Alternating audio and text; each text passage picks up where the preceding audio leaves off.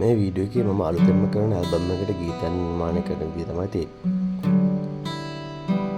මුලින්ම මම ගිටාර් එකෙන් කෝඩ් වර්ක් කීපයක් එකතු කරගෙන තනුවකට අවශ්‍ය පසුබිම නිර්මාණය කරගන්නවා.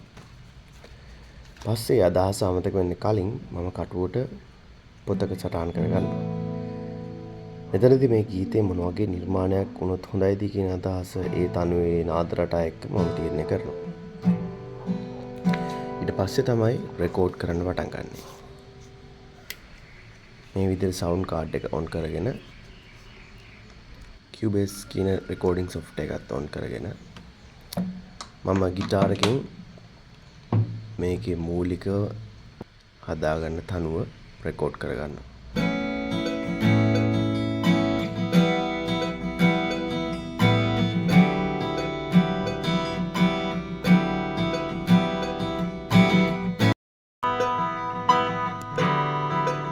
විදිහට සම්පූර්ණ ගීතයම ගාන වශයෙන් හදාගත්තට පස්සේ මම අනිත් ඉන්ස්ට්‍රුමන්ට්ස් එකින් එකට ඇඩ් කරනවා. මේ විදිහට මිඩි වලින් ඩ්‍රම්ස් රෙකෝඩ් කරගෙන කොටසින් කොටස ගීතේ අනිත් ලේයර්ස් ඇඩ් කරගන්නවා. මේ විදිහට ගීතේ සම්පූර්ණ කරගත්තට පස්සේ තමයි අන්තිමට ගීතය වොයිස් කරන්නේ. Thank you.